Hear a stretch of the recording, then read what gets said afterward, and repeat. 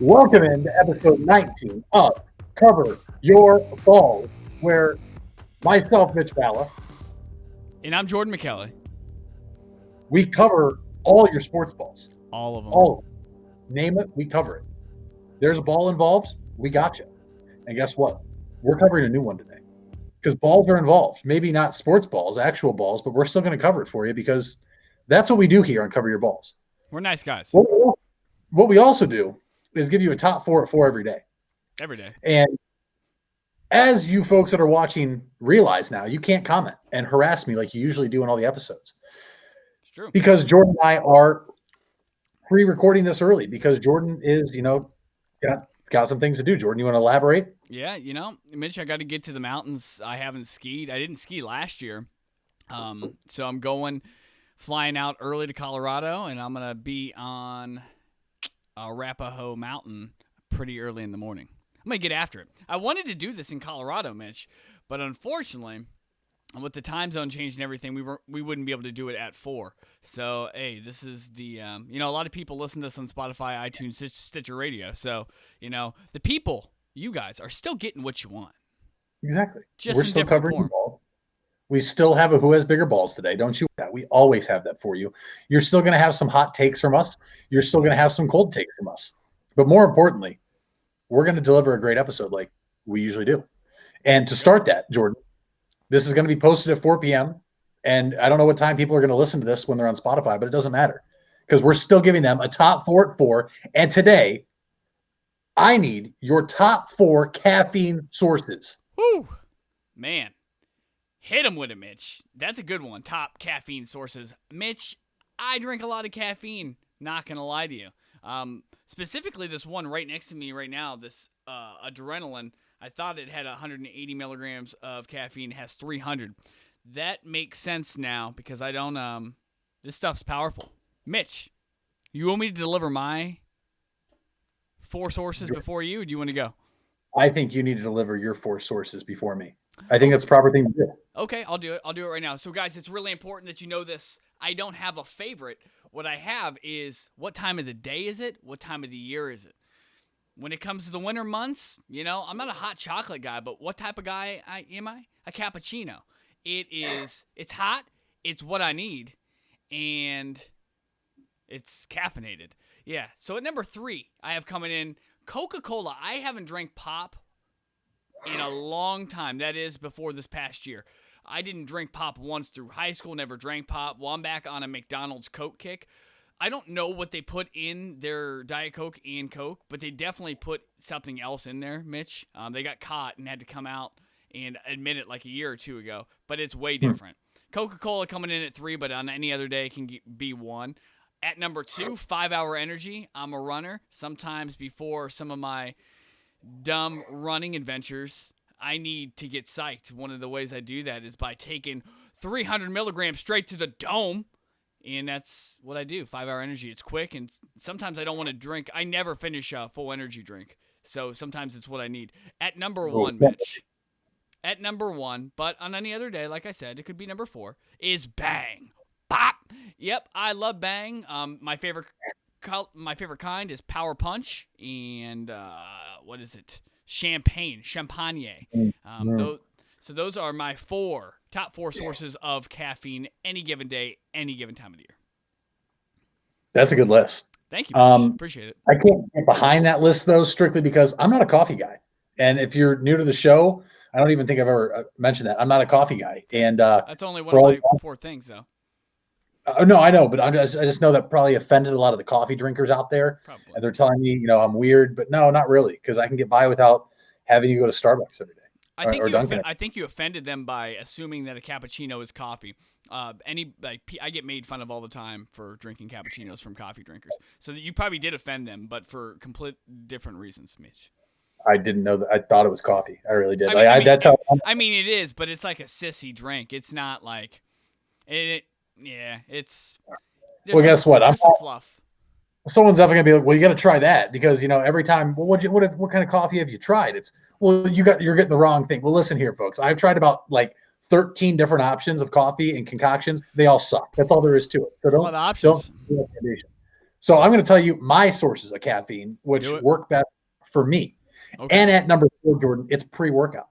I take pre-workout before I go to the gym. Sometimes, you just need a little pick-me-up, just a nice little scoop of pre-workout in the mouth. How many milligrams is that? It has to be obscene. It depends what I'm taking, Jordan. Right now I'm taking Ladder, which is actually a very clean pre-workout. It doesn't give you jittery like other pre-workout. I don't even know how much milligrams in that, though, but it's delicious. That's an oxymoron. LeBron takes it. Well, if LeBron takes it, it has to be clean. Let's be honest here. Dude's true. Beating all the time. So at number 3 is a Red Bull because it's very versatile. You can do vodka Red Bull. You can do a Red Bull to wake up. You can do a Red Bull just to, refresh. They have like the hydrating Red Bulls. I don't know. They're good. Red Bull. Good. Never liked it. Number 2, Jordan, is Bang. How can you not like a Bang? Look, I have one right here. This is my favorite flavor. Whoops, I'm going the wrong way. Cherry Blade Lemonade. Good one, though. Bang, 300 milligrams caffeine. It bang right to your dome piece when you drink it. Let me tell you that. And at number 1, Adderall. Adderall. Yeah. Adderall is the greatest source of caffeine for me. And no, I don't get it illegally, folks. I am prescribed. But let me tell you, Mitch on Adderall is the best Mitch because I get things done. I get it done. All day. You need something done, it'll get done. Trump needs me to build a wall, I'll build it in one day, guaranteed. Man, he was talking to the wrong people all this time. He just had to talk to you. Now his time's up. That's a shame. Mitch, solid list. Thank you. Solid list. I appreciate that list. I do appreciate it. Well, Jordan, there's another list we need to talk about that has 4 things, and it's actually 4 teams remaining in the playoffs. Ooh. So I think we just jump right to that list. The Final 4 is what it would be. And it's championship weekend in the NFL on Sunday. And Jordan, these are 2 great games, great matchups. So let's start with the first one, the NFC Championship game on Sunday at 3:05. Wow. The Tampa Bay Buccaneers and Tom Brady travel to the frozen tundra at Lambeau Field to take on Aaron Rodgers and the Green Bay Packers, Jordan. What are your first thoughts on this matchup?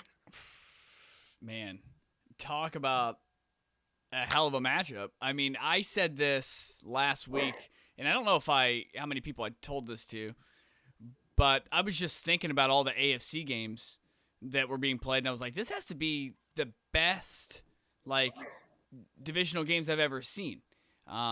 In last week, it wasn't so much in the NFC because the Rams played the Packers, so there was only one game on that side. But the Packers finally have a game that, really matters. The Packers really haven't played anybody as of late, but I will say when they have played their opponents, their last 4 games, Mitch, they've given up 16, 14, and 18 points. If you divide that by 4, that's 64 times 4. That's 16 points a game. That's not many points. And you're not going to beat the Green Bay Packers if you're not scoring more than 20 points. I mean, the Packers over that stretch have averaged 32.5. So they've been doubling their opponent's score, Mitch. Doubling their opponent's score. And they really haven't had a real reason to play. This week they have a real reason to play. Tampa Bay embarrassed them. Let's just be frank about it.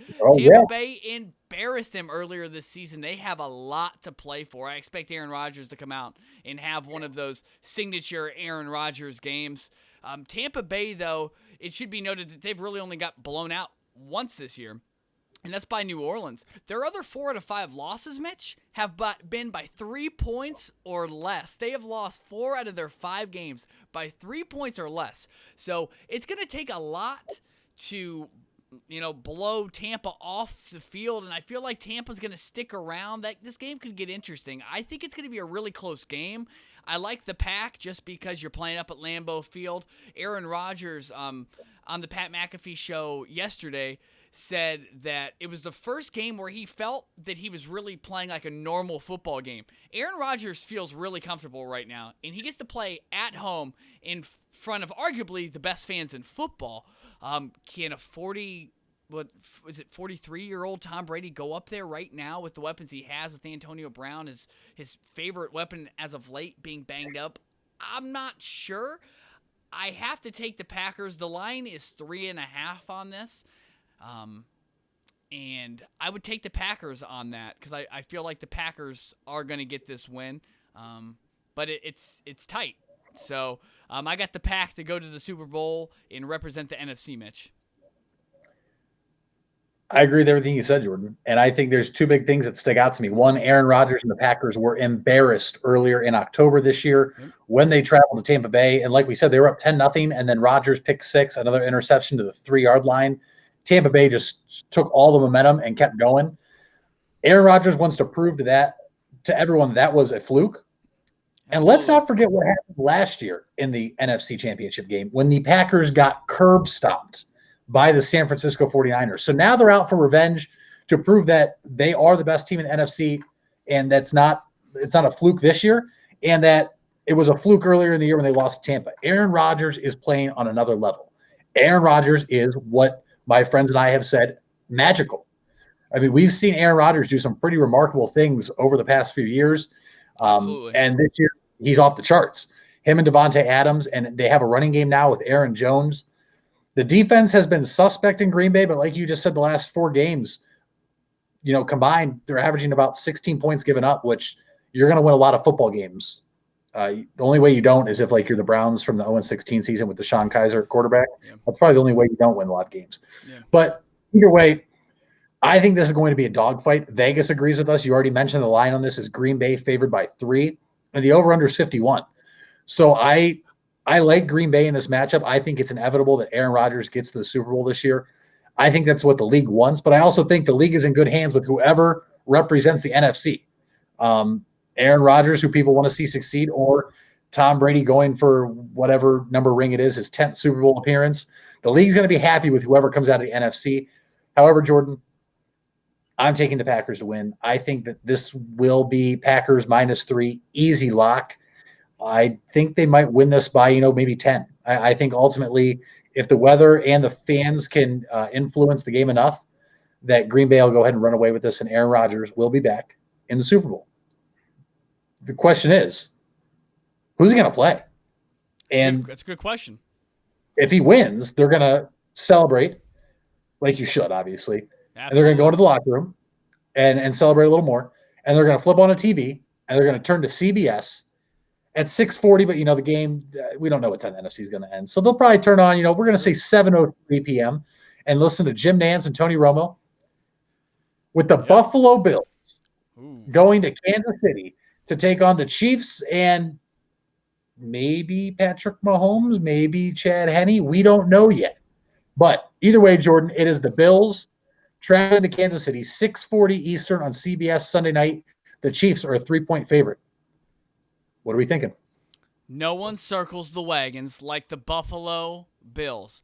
Now, I haven't been incredibly high on Josh Allen this season in terms of I didn't jump on that wagon first. I was not an early adopter, as they say, in the Josh Allen sweepstakes. I thought he was good early on, but not great. And I still feel similar to that. I definitely feel like he's really leaning close to being great right now. But he's definitely good enough to outduel Patrick Mahomes. Baker Mayfield played a very good game last week, but still turned the ball over, and he almost beat Patrick Mahomes. Now, a lot of people may say, well, Patrick Mahomes didn't play the last 23 minutes of the game. And to that I say, you're absolutely right.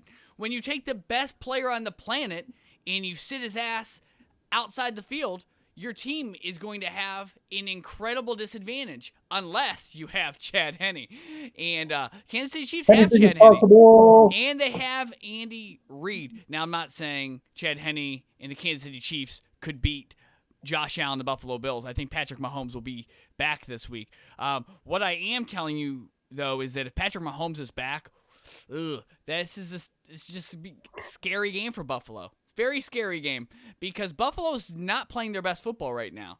I mean, they're continuing to win, but I mean, let's be honest here. They're a Hail Mary away from having a 12-game winning streak, so they've done a lot of winning.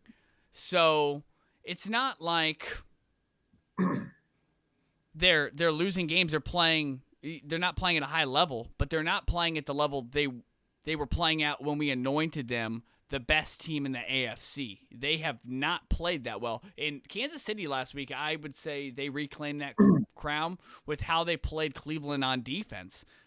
If Buffalo goes up against the defense the Browns saw last week, Buffalo is going to have a hell of a time moving the ball, period. And they know that they're going to try to pass the ball. So they're really going to try to confuse Josh Allen. I feel like they do. I could see 1 to 2 picks coming from Josh Allen from that Kansas City defense this week. I honestly think the Kansas City defense is playing with a real chip on their shoulder because all they hear about is how good their offense is, but never how they are. And I think that really puts them in a position to be just sharper mentally, Mitch. And I really think their defense is what's going to actually carry them to a Super Bowl. Because they only scored 22 points last game, and they won a playoff game. No one wins a playoff game scoring 22 points. But you know why they did? Because their defense showed up to play. Because it wasn't because of their offense. Not that their offense were slouches, but they didn't finish drives. So I like Kansas City this week, and I actually like Kansas City by the same margin that you said the Packers and the Tampa Bay game would be, which is 10. I think the Tampa Bay Packer game is a field goal game. I think it'll be really close. But this game, I could see it getting away from the Bills, quite frankly. And if Patrick Mahomes is back, pack up and just go home because this is the end of the road for the Buffalo Bills. No more wagons to circle, Mitch. No more wagons to circle. There's a couple things you mentioned that I'm glad you mentioned because you and I all year, we know how good the Chiefs are, right? We knew, and you and I said in our power rankings, look, they're sleepwalking. They're sleepwalking. They know they can turn it on at any point. Yep. And I think their defense did that against the Browns last week. I really do, Jordan. 31st rushing defense. Their defense knew all year they could get bailed out because they had Patrick Mahomes, Tyreek Hill, and Travis Kelce. And their defense started up last week, and I'm expecting to see that same defense with a chip on their shoulder, like you said, against this Buffalo team. But these two teams have already met. They've already matched up this year with Kansas City winning and Buffalo earlier in the year. I think the Bills now have a bigger chip on their shoulder offensively, especially after how poor they showed out against Baltimore last week. I mean, Jordan, they had 17 points. One is because of a 101-yard pick six off of Lamar Jackson. Josh Allen had arguably his worst game of the year, you could say, and they still won. They still did enough. I think the Bills' defense is determined now to stop this team. Obviously, I think the Bills' defense is better than the Browns' defense, and I think the Browns, made the adjustments in the second half before Mahomes went out. I mean, look, they got the ball in Browns' territory and still had to kick a field goal. The Browns held their own eventually with Mahomes in the game. I think the Bills can do the same thing. I don't know. I think even if Patrick Mahomes plays in this game, we've heard it's not a concussion. We've heard that it's nerve damage in his neck now. Jordan, I mean, you and I, listen, I have neck issues from stupid things growing up, and it sucks. And a guy that has to be extremely mobile and be able to look everywhere on the field, if that hinders him at all, advantage goes to Buffalo. I truly believe that. But Jordan, the Bills are going to Kansas City. Kansas City. And the Bills are going to go in there, and I think the fans are going to intimidate them a little bit. Okay. And I think this is going to be a great game. And then ultimately, I think the Bills are going to go into halftime and come out, and they're going to have wagons and tables. And I think what's going to happen is the Buffalo Bills are going to circle the hell out of Arrowhead Stadium and knock out the Kansas City Chiefs. My head is telling me to pick the Chiefs. My heart's telling me Buffalo Bills because I just think this is their year. Whether they win the Super Bowl or not, I think this is the year that the Buffalo Bills put themselves on the map as the second best team in the AFC. And I think Josh Allen comes out after last week. He balls and throws to Stephon Diggs, the best wide receiver in the National Football League, according to stats this year. What's really crazy, though, is the fact that we have the top two receivers in this game. Travis Kelce is number 2 in receiving yards, even though he's a tight end. So you have the two, and you could say 3 of the top 5 then with Tyreek Hill. Yep. Jordan, I just want to say this, though. I understand Chad Henne, had the greatest run of his life last week to, 4th and inches where Andy Reid has big balls and calls that play. It's unbelievable. Pat Mahomes is great. But would Pat Mahomes put up Aaron Rodgers type numbers if he didn't have Travis Kelce and Tyreek Hill? That's a good question. Would Andy Reid, have a Super Bowl if without Patrick Mahomes? We could do this for in subtract and add parts to all this. I like doing that. I like that game. I think Patrick Mahomes is just as good anywhere else. I just say that because I think that if Chad Henne plays mistake-free football, if he has to come into this game or start, Kansas City still has a shot just because of those weapons they have. And I believe, and Sammy Watkins apparently will be back now. We don't know about Clyde Edwards-Helaire. I don't think they have I think if he starts, they don't have a chance. I think their defense will show up. I'm taking the Bills +3. Lock it. Circle the wagons right now. Somebody overnight McDonald's to Andy Reid's house to get him in a food coma before the game. And Jake Fearley, I am circling the wagons with you, sir. And we are taking the Buffalo Bills to Tampa Bay for Super Bowl 55. I don't know. I don't know what Super Bowl it is, but it's not a. It's LB. It wasn't a bad take. Like, you didn't have a bad take. It wasn't a terrible take. Like, I can understand how you got to that conclusion. Well, here's the other thing. Like, you've had better, but it wasn't bad. I don't want to just be swamped with State Farm commercials with Pat Mahomes and Aaron Rodgers in the Super Bowl. Like, we don't need that. You're going to anyways. It doesn't matter who's playing. They have all the slots. Well, yeah, Pat Mahomes will have a lot because he'll be busy making commercials in the off week because Josh Allen's going to go in there and win. That's what's going to happen. I'm not going to be mad if the Bills win. I'm not going to be mad about it. But I don't, as a Browns fan, and anybody on any other team in the AFC who has a chance to make noise should feel the same way. You don't want any other team in your division, Mitch, and I told you this the other day, picking up momentum in, like, giving them hope for the future. You know what I mean? Like, momentum is a son of a bitch. Why is it that somebody can score a touchdown, but if they miss the extra point, it's like the touchdown didn't matter? Well, that's because momentum. You know what I mean? It's whoever made the last mistake, or whoever had that last successful moment, because there's another moment coming up next. I don't know, Mitch. I don't know. All I know is this: the league wants Kansas City in that Super Bowl. They want to see Patrick Mahomes versus either Aaron Rodgers or Tom Brady. I think everybody can agree with it. The league wants that. As a fan, I'd rather see the guys with the two biggest arms right now, and that's Josh Allen and Aaron Rodgers. I'd rather see Rodgers throwing bombs to Adams and Allen throwing bombs to Diggs in the Super Bowl, because I think that would just be electric.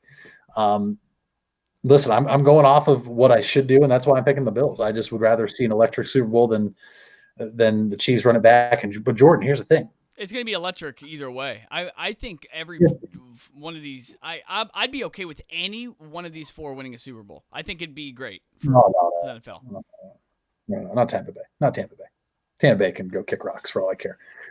Listen, you should want the Bills to be there and then root for whoever they're playing to win, because hey, look at the past 4 Super Bowls. Whoever loses in the Super Bowl is irrelevant the next year. Typically, yes. So just saying. But it won't be the Kansas City Chiefs. That it's not going to be them, though. Like, that's not going to happen. Like, all right, so let's put it this way. They won last year. How's their hangover working out for them, Mitch? They went 14-2, and in one of those games they started Chad Henne.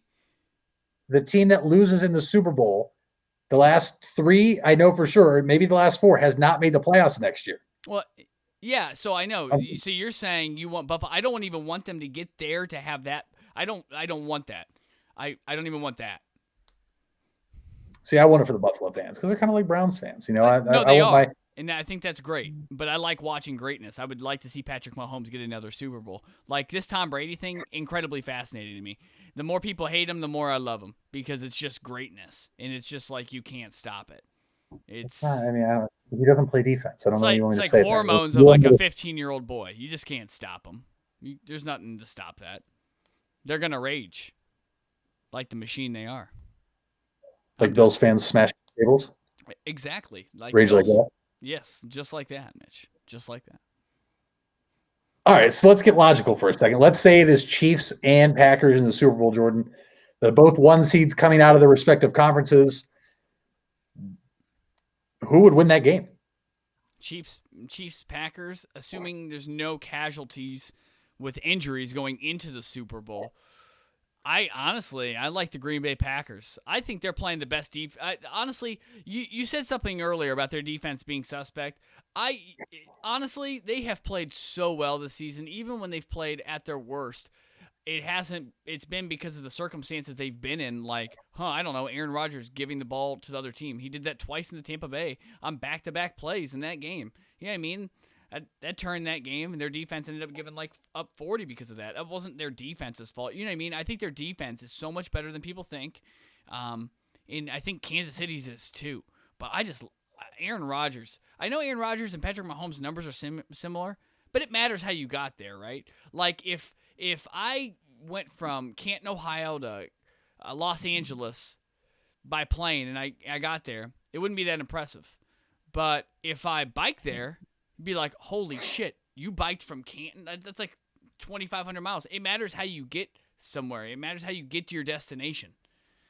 And the Packers, I mean, Aaron Rodgers doesn't have three all-pro players. Like, you think of some of these guys. Like, he inherited 3 guys who have gone over 1,000 yards. In 4. Right. Gronk's gone over 1,000. He's inherited 4 guys, and 3 of those guys are arguably in their prime. You know, Aaron Rodgers has turned Davante Adams into a into a superstar, not the other way around. You know what I mean? So I think Tom Brady's more dependent on other variables having to having the stars align, as opposed to Aaron Rodgers can win ugly. Aaron Rodgers can win in a bad situation. I don't think Tom Brady can. I don't think he's good enough right now. I don't think he's bad. He's bad, but I don't know how much. I mean, he's a little better than average. A little better than average quarterback with that Tampa Bay defense. I don't think they can beat the Packers. And we've said it the past few years. Aaron Rodgers has no help besides Davante Adams. He's made Allen Lazard look good. Scantlin. Valdez Scantling looked good. Yep. Robert Tonyan now all of a sudden is a great tight end. Jordan, if you put him on a different team, is he going to look like a top 5 tight end? I don't think so. He has Aaron Rodgers throwing him the football. Like, that's the thing. And so Aaron Rodgers has made all these players better around him that you didn't even know. So listen, it just looks like the Packers are supposed to be there. I think you and I agree with it. They've had They lost in New Orleans earlier in the year. They had the really bad game in Tampa Bay. I'm not even sure who their other loss was, but it doesn't matter because they're still playing football. Aaron Rodgers is playing quarterback at the highest level in the NFL right now, and that team looks like they want it more. And it's going to be interesting to see if that happens. But when it does happen, guys, we are going to have a hell of a show for you guys. Come Super Bowl week, Jordan, it's going to be a great couple episodes, maybe, a couple special edition things in there. We've been behind the scenes. After this, we'll have a whole week to dissect it. 2 weeks, actually, before the Super Bowl happens in Tampa Bay. But any final thoughts before we move on? Yeah, Mitch, I just want to take this moment to do a farewell to a guy who he played in the NFL a few seasons. All right, leave Drew Brees alone, please. Phillip Rivers. Oh, okay. You'll be known for a lot of things. One of them having a million kids. But also for being great in numerous statistical categories. One of them, you are 5th all-time with 421 touchdowns. 5th all-time with 63,440 passing yards. Phillip Rivers is 5th all-time with 5,277 completions. He's 12th all-time with a 95.2 passer rating. And with all those high passing statistics, he's only 23rd all-time in interceptions with 209. Phillip Rivers, you are known for your whack-ass verbiage. You don't cuss on the field. Who are you? Phillip Rivers, you'll be missed for looking like the weirdest quarterback after he releases a football of all time. Thank you for giving us so much to talk about. And when I say so much to talk about, I mean hardly any playoff wins in a lot of statistical categories that never amounted to anything. Thank you, Phillip. Quickly before we move off Phillip Rivers, I do want to say that he's got some big balls, Jordan. Thinking back to 2007 when he played an entire year on a torn ACL. I mean, that could have literally ended his career had something bad happened to it. So, shout big balls to him in 2007. He's a tough son of a bitch. He's a tough dude. He's played with some stuff, no doubt. But hey, this is just where we're at, though. I mean, quarterbacks are starting to leave.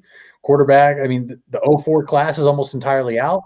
And we have a new wave of quarterbacks coming in. Jordan, that's something I want to talk about on another episode, because when you look ahead, the AFC is going to be a dogfight. And if the NFC wins a Super Bowl anytime in the next 6 years, I'll be shocked because of the type of teams and quarterbacks that are in the AFC. But that is a different conversation and a different topic for a different time. I don't know about you, but I think it's time we move on to this afternoon's headline. Oh, get him, Mitch. Mm-hmm. Get him. Jordan, let's start in the end. Let's just start right there. And according to Shams, via The Athletic, 11 new players in the NBA have tested positive for coronavirus out of 502 tests since January 13. Jordan, there was a lot of rumors that the testing or positive tests were blowing up. 11 tests doesn't seem like that many. Jordan, do you think the NBA is going to be okay and not have to take a break or a pause in the regular season? I think that they're going to adopt what the NFL has done. Now that they're not you got to remember when COVID broke, we weren't in the middle of football season, Mitch. We were in the middle of what? Basketball season. And so they were the first individuals to act. And the NBA is, our time, I can't remember them being a whole bunch of trailblazers. Usually it's the NFL who gets things done first, not the NBA. They were in a tough spot deciding. Now that they've seen the NFL's model work, I think that they'll just roll over some of those similar rules. I don't think we're going to have to take any time off. A little bit better without Odell. In terms. Oh, yeah. Kill him. Did that just happen? It did just happen. It's still happening. I don't know where it's happening. That's what's wild. Chemistry, I'm on task. Gotta love it. I mean, who doesn't like Kevin Stefanski, though? I think that was Kevin Stefanski. Was it Kevin Stefanski? So Kevin Stefanski just appeared on Cover Your Balls. So that's something a lot of people can't say. What's going on, Kevin? Either way, we're going to stick in the NBA now since Kevin Stefanski wanted to interrupt us. Kyrie Irving is officially back in the starting lineup tonight as he makes his return to Cleveland. So you will officially see Kyrie Irving, James Harden, and Kevin Durant in the starting lineup. This is Kyrie Irving's second game played in Cleveland since he was traded in 2017, the other one being opening night against the Boston Celtics. Jordan, we've talked about this a lot. 1, are you excited? And 2, will it work? It will not work. 100% will not work. But that doesn't mean I was thinking of this like at numerous parts of the day today. Like trying to figure out exactly how the Brooklyn Nets could get rid of Kyrie Irving. And I have figured out that they cannot get rid of Kyrie Irving because who the hell would trade for Kyrie Irving? Who's going to give up any valuable pieces for a guy who you can't even count on to let you know when he's not going to be at practice or a game? So he has like no trade value. So the Brooklyn Nets are who they are right now. They're not going to change unless KD, Mitch, comes to the organization, to the owners, and says, hey, we got to get rid of this guy for pieces. And honestly, Kyrie might just retire at that point if one of his only friends just says, hey, let's trade this guy. What KD with James Harden is a beautiful thing to watch. Honestly, I think that they could possibly maybe win a game versus the Lakers in the finals with the team they have assembled right now, minus Kyrie Irving. But that is exactly in their peak here is about where it is right now. It's not going to get any higher. So we'll see how it plays out, but they need to figure out, honestly, they would be better off just like releasing and cutting Kyrie at this point. I don't think that you let another incident take place. I don't know how you feel about this. I imagine we have similar opinions on this, but 100%. I'm not sure. No, 100%. Same feelings. Actually, I was just going to throw it out there over under 10.5 games before Kyrie Irving needs another quote unquote pause from playing basketball. Hey, sometimes I need pauses. I get it. Are you taking over under 10 games though?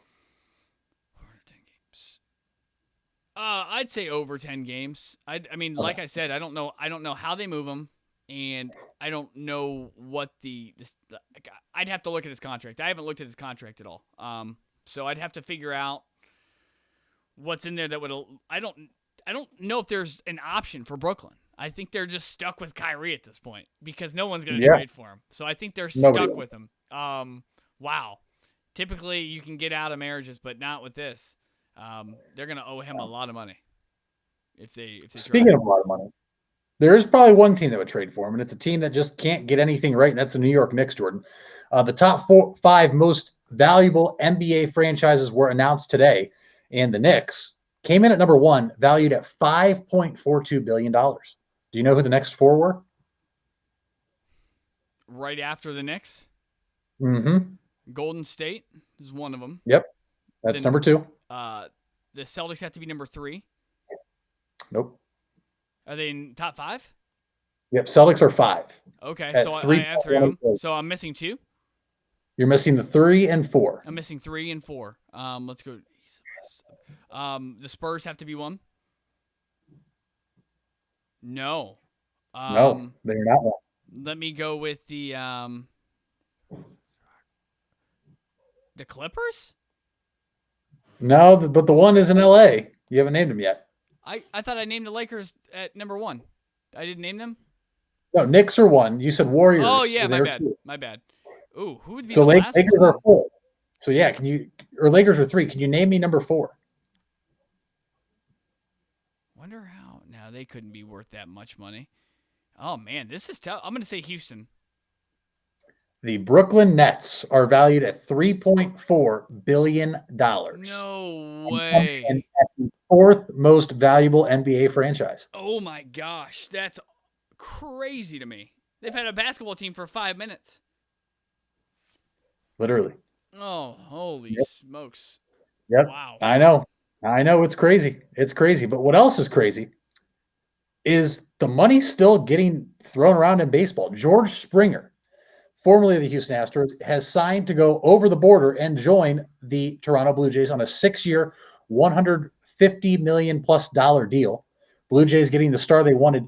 But Jordan, what's even crazier is our old pal, Michael Brantley, was supposed to sign a deal with Toronto today, 3 years, and then backed out and remained in Houston, signing a 2-year, $32 million deal. Kind of crazy.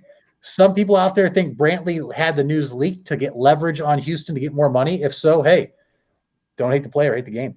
Oh, absolutely. I love that. I love the player getting the upper hand on management for once. It's great. Love to see it. A sleeper all of a sudden, though, Jordan? Is who a sleeper? Sorry, you cut out there for a second. Toronto Blue Jays. Yeah, I would say they're a sleeper. I would definitely say they're a sleeper. No doubt. It's going to be interesting. Definitely an interesting baseball season ahead of us. I can't wait for it. But speaking of sleeper, Pat Mahomes, who a lot of people thought was put, in a sleeper hold by Mac Wilson, is practicing but remains in concussion protocol. Do you think he plays on Sunday against the Bills? 100%. Okay. Simple. I like it. You're a man of a few words and you keep it simple. I'm not going to talk about Paul Pierce. Now we're going to talk about Paul Pierce yesterday when he appeared on a show on ESPN and said the Cleveland Cavaliers would not make the playoffs because of how bad their defense is. Jordan, the Cavaliers are 2nd in defensive rating in the NBA. Do you expect anything less from Paul Pierce, not knowing what he's talking about? Not at all. He has to be one of the only, former players that I just can't stand to watch. Honestly, I won't watch him. He's the only one where I will. Man, he really is the only one. I can't think of the tall. Ryan Hollins is the other one. Those are the only 2 former players who I'm just I can't listen to you speak. This isn't I know I'm not the most intelligent person, but I can at least do free research on ESPN and just look at the statistics. All he had to do was look at the other 1 million things the Cavs do wrong and pick one of those.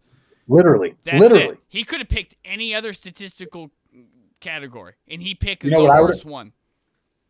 You know what I would have picked, Jordan? I would have picked they don't have LeBron James anymore. Boom. There's why they're not making the playoffs. Simple as that, Paul Pierce. Exactly. Can I get paid millions of dollars now? Can I crap my pants and act like I need to be taken off in a wheelchair because I have a cramp or something like you did, Paul Pierce? Oh, Paul Pierce. Do I need to do that in the show and I get paid millions of dollars? Yes, you can get paid millions of dollars. We can make this work. Trust me. Crap my pants and then have somebody carry me out like I'm severely hurt. Well, don't crap your pants. I don't have time for that. Okay. All right. You know what? That's fine. Because we do need to make time for something new. And there is a big fight, the lightweight bout, Saturday night. Boom. So for the first time in the Cover Your Balls history, we're going to cover these men's balls because you need to cover them when you fight. I mean, that's just a cheap shot if you get there. But Jordan, thank you. A big one in the UFC, Saturday night. McGregor, Poirier, round 2. Are you excited for this? Are you watching it? That's it, right? Was it Bruce Buffer and his brother? Did you know Bruce Buffer had a brother, by the way? Michael, yeah. Yeah, I had no idea. I forget forget what I was coming home from. I think I was coming home from a bar like a couple years ago, and I was just going through sports videos because that's what I do when I'm intoxicated. I just go through sports videos, and I was like, "How drunk am I?" And I was like, "Oh, I'm not that bad." And then I looked at this one video, and I was like, "Hold on, there's 2 of them." Did not know that. Not one. Yeah, there's 2. I like McGregor in this fight. It's hard to not like him in this fight. He's had a ton of time to prepare. He's not knocking out old men.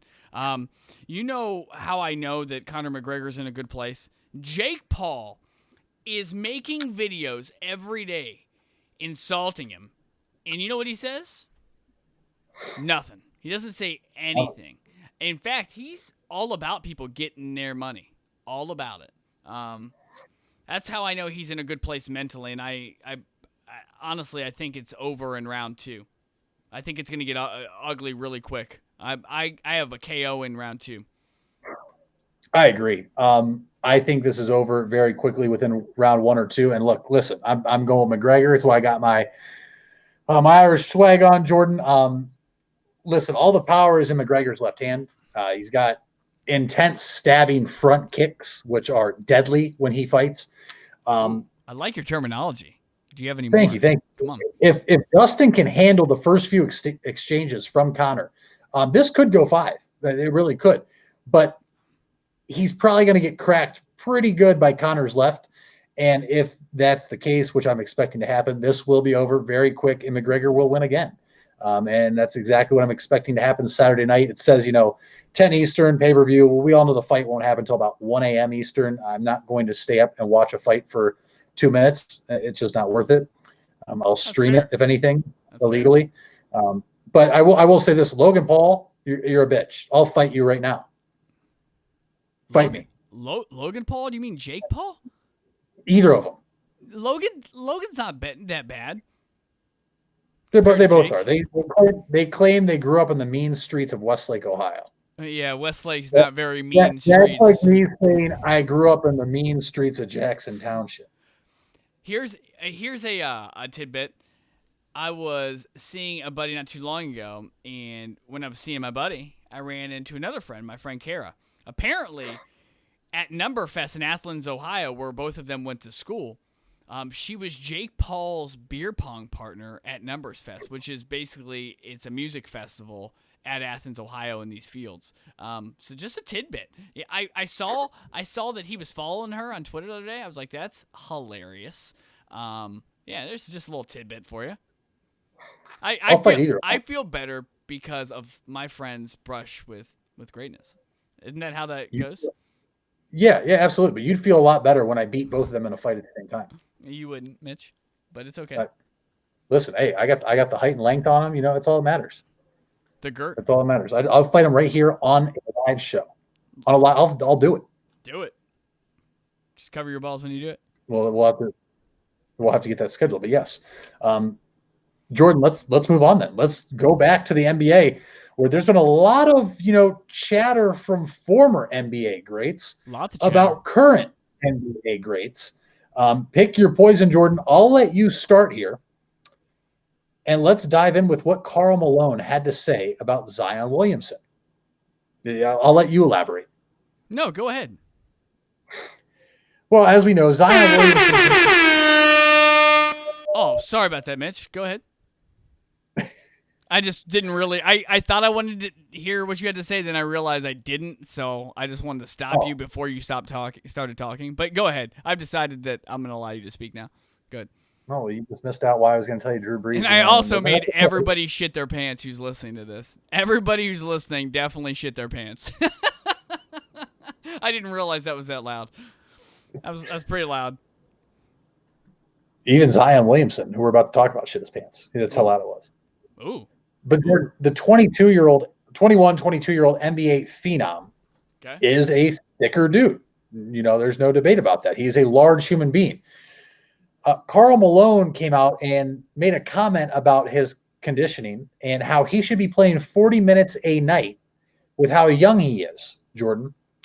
Karl Malone averaged about 31 minutes a game in his career. Jordan, is this right for Karl Malone to come out and say that? I mean, it seems that Karl Malone was more intrigued by what young children he could sleep with in his playing career rather than playing basketball.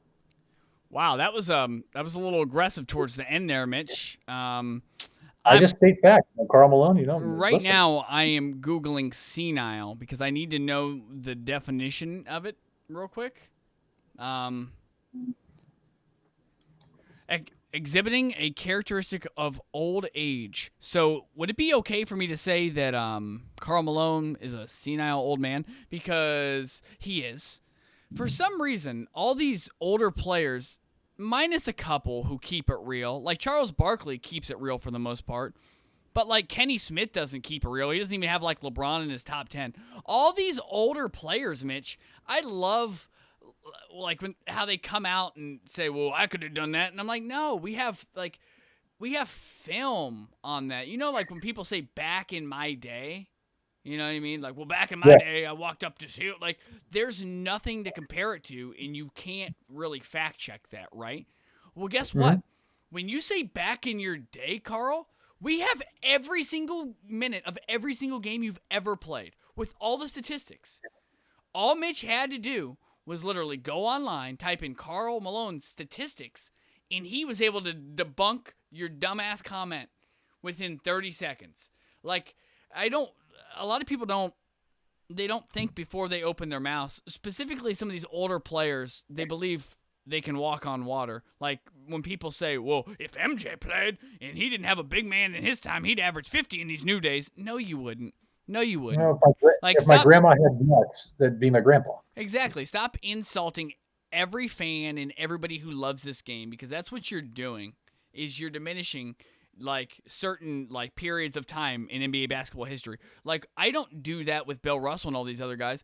Like, at one point, there was 10 black guys or so in the NBA. Like, I don't go back there and nitpick from some of the greats from back there and say, well, when you played, let's be honest here, the NBA was almost all white. And if you look at the NBA now, obviously, it's almost all black, like 70%. So typically, like, you weren't playing. It would be safe to assume that back in the day, you weren't playing with that many good athletes. I don't go back and just destroy Bill Russell and some of these other guys' careers, like, off that, because we can go back and watch the tape of all those guys. We don't do that. I don't understand why people, like, all these greats have to go after the younger generation. Empower them, build them up. Don't talk shit about them. Like, I don't get it. Like, make it easier for Zion. Do you not remember what it was like to be a professional athlete, Carl? Do you not know? Let's, like, come on now. Like, be an adult. Be the adult in the room. It's and Jordan, as out of line as this is that I'm about to bring up, why are you commenting on something that when you were that age, you were literally sleeping with a 13-year-old? You weren't even playing because you were in trouble with the law, Carl. Okay? So you need to get a grip and realize what you're talking about. Like, dude, you were 20 years old and had a relationship with a 13-year-old girl. But, like, what are you even doing? Like, I don't understand it. You are 100% right. I don't know why they're talking down. Is it because Karl Malone feels threatened? Well, guess what, buddy? There's going to be guys down the road in the NBA that blow your career numbers out of the water. That's how it goes. There's going to be, look at the strides, like Jordan said. You went from, like you said, Jordan, maybe 10 African-American guys in the league. And then you have the 90s, which was some great basketball. But you can't skip the 80s. The 80s was probably the pinnacle of NBA basketball. Right, but okay, sure. Yes. But MJ came in and changed the game in the 90s, late 80s, early 90s. Okay.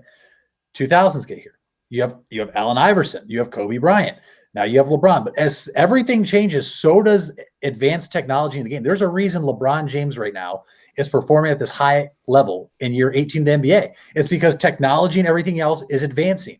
Okay, so who's to say you're not going to see somebody in 40 years having a 25-year career? As crazy as that sounds, we don't know that. Karl Malone, I don't know what his issue is. Maybe he hadn't been getting any headlines. I mean, Karl, if you want headlines, let me know. We can throw you in the half-hour headlines here on Cover Your Balls. Certainly, this was not deserving of it because this is just an idiotic statement by you. And I shouldn't expect anything else, though, because that's just what Karl Malone's done since he stopped playing basketball. Yep. Bad look, Karl. Bad look. Bad Karl. Bad Karl. Bad Karl. Bad karma for Karl? Yeah, but maybe. I don't know. Hopefully not. I mean, I don't. Okay. Yeah. Karl Malone, though, Jordan. We're not done with Karl. Oh, we're going to go with Karl had. He thinks NBA greats should coach former teams and said, why in the hell is Patrick Ewing not coaching the New York Knicks? Jordan, should more NBA greats coach former teams? Yeah, that's an incredibly multi-layered question. And it's also assuming a lot of things. Like, he assumes that past players are your best option to coach a team. In some cases, yes. Something that I have observed over my 15 years and over 10 years, well, about 10 years of coaching, is that most of the coaches because I know a lot of professional runners, high caliber, Olympic type athletes, not just everyday type of people. Sometimes those individuals who excel at the highest level are not in touch completely with the common basketball player. The same could be said at the NBA level. You have to deal with so many different personalities. You know, Michael Jordan would not be a good NBA coach, but Michael Jordan is arguably the best player of all time. What made Michael Jordan the best player of all time would make him the shittiest coach of all time too. Because the way he handled his business on the court is not how you handle a team. That's not how you build a team. That's not how you preach unity. That's not how you galvanize a locker room. So, it's a completely different skill set, coaching as opposed to playing. Would you want more players like that? I'm sure you would, but just assuming that, they're going to be good coaches is not. Some of the worst coaches I've seen in running in other sports, but running specifically, because that's the one where I truly have an expertise on, those individuals who are faster and genetically just better than everybody else typically cannot articulate what you need to do and what it takes. And typically they miss levels because their journey was one of short travel as opposed to somebody else who struggled, which is why maybe Steve Kerr is a successful NBA coach, because he had to struggle and work for every single ounce, because let's be honest, people like Steve Kerr, nothing was given to him. I mean, he wasn't an incredibly physically gifted guy. He was a guy who really worked hard. There's a lot of people like that. Typically, those are your better coaches. Ty Lue won a championship. Ty Lue, not a good NBA player, role player at best, right? I think those are the best coaches in my experience, because those are people who have the ability to look at it from other levels, and they weren't so good at one point, Mitch, where their ego is too large and stops them from having that ability. And honestly, you can really relate to people because if you're in the NBA, Mitch, and you've struggled to get there, and you've had a 10-year career like Steve Kerr. You've been at different levels of fame and different levels of a type of player, so you can relate to so many more people than a Michael Jordan would be able to. You know what I mean? It's good in theory. I don't think it makes for better basketball. I think if more NBA players wanted to coach, they would, but I think it's a very demanding job. And I think after spending all of those years on the road, because that's what you do as a professional athlete, you spend all these years on the road. You don't want to spend any more years on the road away from your family. Most players in professional sports, they don't want to do that. It's not that they're not offered these jobs. They don't even take up the opportunities. Because if they took up the opportunities, let's be honest here, every single coach would have a background of playing in the NBA. Every single coach would, but they don't. So there it is. Like, it's simple as that. I hate when people make a statement like Carl made it makes it sound like, oh, well, somebody's keeping these players out from coaching. No, they're not. Not at all. If you're a professional, you treat people the right way, and you're good at your job, you get to have the job. Especially in American sports for the most part. Like, absolutely, meritocracy, everything's earned. It's not given. For the most part. For the most part. Yeah, absolutely. Everything you just said is 100% facts. Sorry, like went out on a spiel there. Hey, you're allowed to do that. We need that sometimes. And that's why I'm going to sit here and agree with you and tell you you're right. And I don't need to reiterate everything because you hit everything on the nail. And the other thing that, maybe Karl Malone isn't getting through his head, because apparently he doesn't get a lot through his head, is get it, Karl. Do you think that maybe Pat Ewing, one, doesn't want to leave Georgetown because, he went there, he has the life pretty much at Georgetown, and two, Karl, who the hell wants to coach the New York Knicks anyways? They hired David Fizdale and fired him halfway through the year. So what does that tell you, Jordan? I don't know about you, but I like job security. I like knowing that on any given day, I'm still going to have my job unless I don't perform. I mean, hell, like they literally put 5 trash cans, 3 paper bags, and like 1 hot dog vendor on the court for the Knicks one year. Preach. And expected David Fizdale to like put a winning team out there. Like what? Like, no, you set him up for failure. Patrick Ewing, I guarantee you could tell the Knicks, I want to be your head coach. And they said, yeah, you know what? Yep, you're one of our all-time greats. You can be our head coach. I guarantee he doesn't want to coach the Knicks. Nobody wants to coach the Knicks. I'd coach the Knicks, but let's just get a paycheck and then I'll get fired.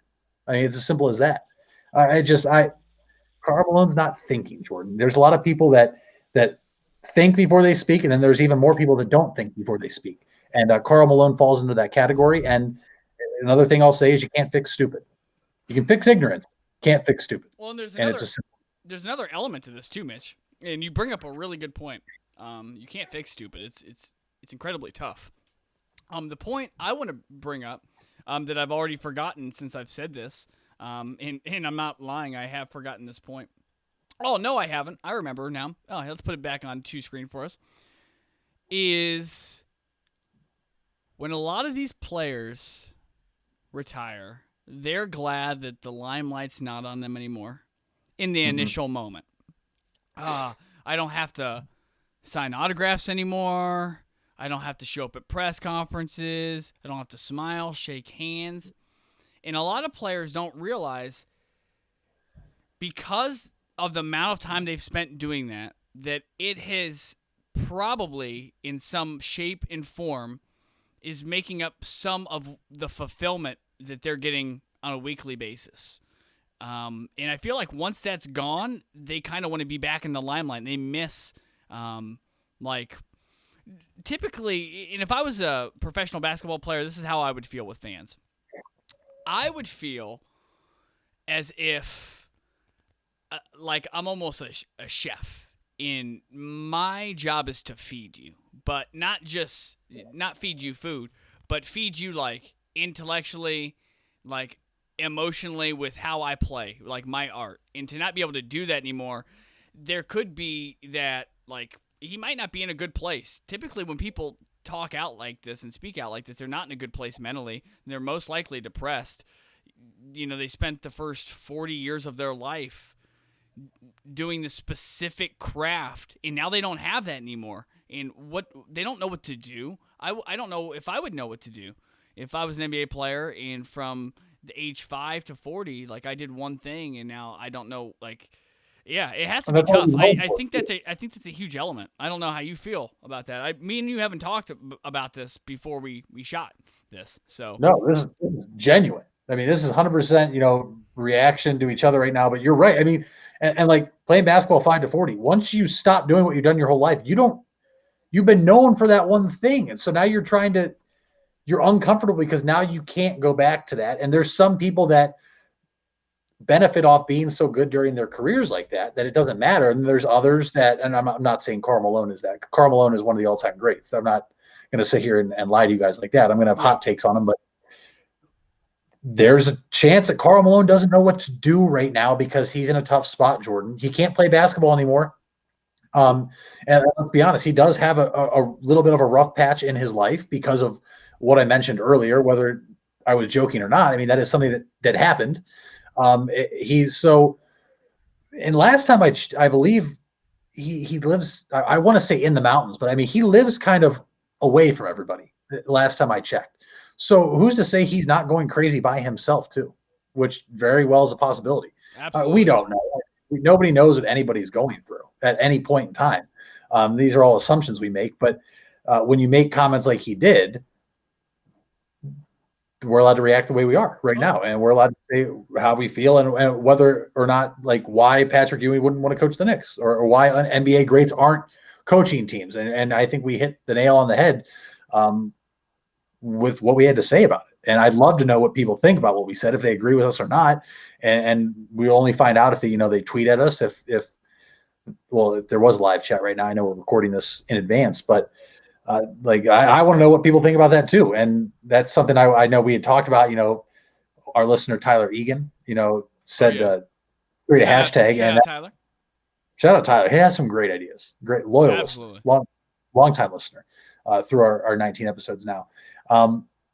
And so I'd love to get people's genuine reactions on if we're right or wrong. You can tell us if we're right or wrong, and then we'll address it in another episode. But with all bias, I think you and I are 100% correct. Yeah. Word. Jordan, is there anything else in the NBA you want to touch on? Mitch, not really. I really want to get through this championship football weekend, and then next week we're going to start diving into basketball a lot harder and it'll get a lot deeper. We're going to get, those balls are going to drop next week. They're going to be pretty deep. So we're going to really get we're going to get into some deep stuff. So just prepare guys, prepare next week for how deep things are going to drop. We're excited. Listen, Jordan and I, through 19 episodes, we've loved doing this, and we can't wait to do it a long time. It's been and fun. We have some very good things planned for the near future. A lot of interactive things, a lot of funny things, and things that don't even involve sports ball, just straight up ball on somebody else. Or, I don't know, some people think any object that's round is a ball. And, we might have situations where we need to talk about somebody that thought they had a ball and we need to cover. And you're going to have to stay tuned for those in future episodes.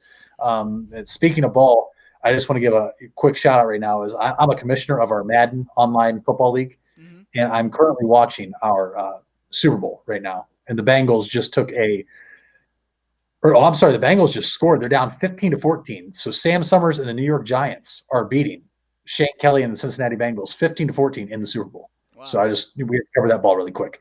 As commissioner, I couldn't get it done. I lost in the NFC divisional round. Tough season, but Jordan, let's talk about the balls that really matter, and that's who has bigger balls. Who has bigger balls? That's right. Who has bigger balls, Mitch?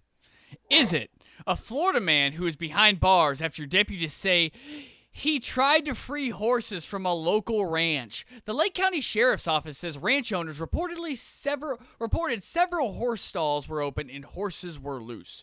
Authorities say when the owners asked Hunt why he opened the stalls, the 55-year-old told them that he didn't believe the horses should be caged in the first place. The Fruitland Park man also told the owners he tried to mount one of the horses and ride it home, but it got away from him, according to deputies. The sheriff's office says the horses are valued at $20,000 to $80,000 each. By the way, this happened today, 7 hours before the show. Deputies took Hunt into custody. He was booked into the Lake County Detention Center on burglary, grand theft charges. His bond is set at $15,000. Who has bigger balls? Is it Mark Anthony Hunt, the man who wants to set all the horses free? Or is it Andy Reid for calling the most mind-boggling ballsy play of all time in the divisional round of the playoffs versus the Cleveland Browns last Sunday, when Andy Reid at midfield on 4th and short goes for it with Chad Henne, a backup quarterback, completing a pass to Tyreek Hill on the right the right sideline, ending the Browns' chances at a comeback victory. Who has bigger balls, Mitch? I feel like this is a good matchup. This is a great matchup. This is one of those things when you're looking at March Madness brackets, you're like, I don't know who to pick. This is a great matchup. This is just going to be a great game. And both are good men, Mitch. Both are good men. Yeah, absolutely. They're doing great things. Wow, this is. I'm going to have to go Mark Anthony for this reason alone. Ooh. Because if Andy Reid give it to me didn't already have a Super Bowl, I would say it's Andy Reid. But it's like Andy Reid already just won a Super Bowl last year. So, house it's just money. House money. Exactly. He had house money. They're not going to fire you. House Listen, money. We already said you had big balls anyway. But unfortunately, I mean, Andy Reid, if that pass doesn't happen, the Browns go down there and eliminate the Chiefs. Andy Reid doesn't get arrested, Jordan. Mark Anthony did get arrested, and he tried to mount a horse and ride it home. Like that and alone, that's the most gangster shit I've ever heard in my life. Okay, you know how confident you have to be to grab somebody else's horse that could kick you in the face and end your life. He said, "Hey, your ball." He said, "Hey, I'm gonna use your back, man. I'm gonna ride you home," and just hopped on him. Mark Anthony Hunt, Mitch, has bigger balls. I'm glad we agree. And he did something that I'm just a fan of. I hate seeing like animals locked up at zoos. Let's let them all loose, just right in the nature. Let's let them all loose. And so he was just trying to do. I almost said some blasphemous stuff. I can't say that. He tried to do some. Yeah, he has bigger balls, Mitch. He has bigger balls. Well, if only there would have been somebody to try to do that in the Cincinnati Zoo in May of 2016 and release Harambe. But unfortunately, nobody was there in time to do that. And for that reason, I am distraught right now at the end of episode 19. Why? I'm hurting because Harambe wasn't just any gorilla. And that's all you need to know at the conclusion of episode 19. I'll cover your balls. We're going to have a lot more balls to cover.